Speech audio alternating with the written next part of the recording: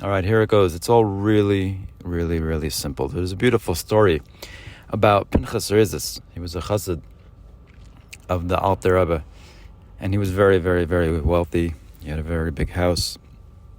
On a side note, Chassidim asked him, like, why do you need such a big house? And he said, well, if Pinchas has a big house, then Pinchas holds the meetings of the community in his house. And if it's in Pinchas's house, then Pinchas has an opinion. And basically he was saying he needed all this wealth, and all the big house wasn't about him, about his ego, but it was his way of influencing the city that he lived in Shklav, to affect and bring Chassidus to that area.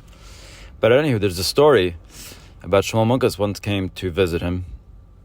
And Shmuel Munkus was a famous chassid of Alter Rebbe, also known for his interesting way of teaching lessons. And he came to the house, he knocked on the door, and Pinchas wasn't home. His wife answered, and he just walked right in. His boots were all muddy. He dragged mud through the house, into the master bedroom, jumped into his friend's bed with his shoes on, and went to sleep. Pinchas comes home a little bit later, and he could already guess what happened, and he follows the trail of mud and finds Shmuel Munkus sleeping in his bed with his boots on, and he gives him a shake and says, wake up, what are you doing? You couldn't take off your boots, you got my whole house dirty. He was very upset at him. And Shmuel Munkus was taken aback. He said, really? Is this what's happening? What happened to you? You're all full of yourself. He was very, very upset, and maybe he said, I'm not going to forgive you. I'm not sure exactly how the story goes, but Reb Pinchas Rezes realizes that he made a mistake. Tzach HaKol, a little mud in the house. He doesn't have to scream at his friend. And he went to me and said, yeah, you're right, I'm sorry. It got to me. I got caught up in the gashmis of my house and your boots in my bed. What do I need to do for you to forgive me? And Shmuel Munkus told him that he should take a broom, put it between his legs, like a witch riding on the broom, and run around the whole city screaming, I can fly, I can fly. Something to that effect. And Pinchas Rezes wasn't, he wasn't another schmo in town. He was a very respected person. He was a son-in-law of very respected people, and it was a big deal to do that. But he wanted the forgiveness, and he went and he did that, and Shmuel Munkus forgave him, and they become friends again. So what's going on here? So it's very, very simple. Our life could be very, very easy, very flowy, and simple. But what happens is we attach ourselves to ideas, to personas, to concepts, how we think things should be. And then life or the world has other ideas, and they start to clash with this persona that we built. And so we get upset, we get angry, we start trying to patch up the persona to make it to keep it alive in existence, and we're just patching a sinking ship, essentially.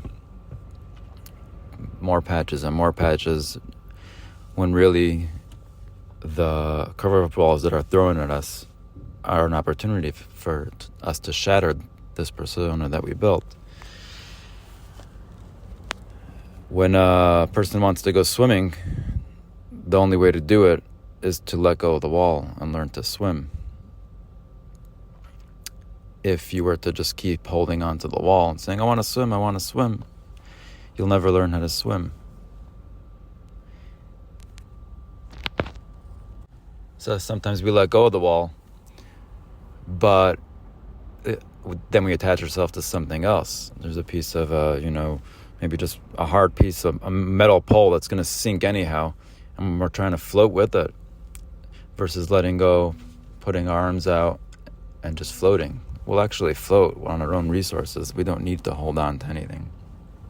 And we'll go up and down with the waves. It won't be an issue. But when we attach ourselves to different flotation devices that can't hold us up anyhow, and then we start trying to fix them by adding more weight, it just becomes really, really miserable. But we have this concept that if I hold on to this, I'll be safe. And so we also have all these ideas about ourselves, who we are. For example, I wanted to put out a podcast today, and I could not, and I was attached to this idea. I even told someone, I'm going to put out a podcast. Because I had this idea that I'm sharing now, and I wanted to share it. But I became so attached to the idea that I need to share this. And then it became obsessive. And how am I going to do it? And my mind would not stop. And it would go on and on and on. It felt like a real prison until I decided, F this. I don't have to release a podcast. I'm going to let it go. Let it go. And, it took a few moments for that to happen. And a lot of breathing, but then it was gone. It was like, oh, freedom. I don't even need it. So I created this idea that I need to put it out, and now I start trying to match the world to make it happen. I need ideas. I need this. I start trying to fabricate something to match to this persona, and that's just becomes a very painful experience. And that's just an example, but if you stop and realize and think about anything that's bothering you, and ask yourself, why is this bothering me? And you'll see, because it's not matching up with some idea that you have. And if you can release that idea, which is exactly the whole purpose, that something is challenging it, it's doing you a favor. It's like, hey, maybe you can just drop this persona, drop this idea, drop whatever it is that you're holding on to, that you decided it needs to be this way, and it'll be fine. Here's an opportunity. Look, it's being challenged. Just let go of it.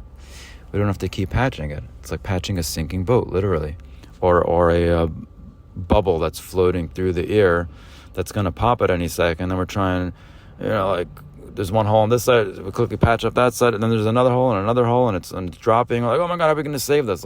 Let it just pop. It's fine. So back to the story. So what happened there, Shlomo Mukis was telling Pinchas Reizes, look, you let your persona get to you. Even with, the whole good that you can accomplish through this whole house, you still gotta get to you. How do I know it got to you? For the fact that when I came in with mud into your bed, you weren't like, okay, it's just mud in my bed. I still have a big house. I'm still affecting. It hurt you. You got upset. You got angry. You have attached yourself to the idea that a Pinchas Reizes is a wealthy man in a nice house and has a nice bed. And what Shmuel Munkus was telling him, if you want to lose that persona, do something crazy that really shatters it. And being the great person that he was, Pinchas Reizes, he went ahead and said, you're right. I do have to shatter this persona, this idea that I'm a wealthy man living in a nice house, and it matters.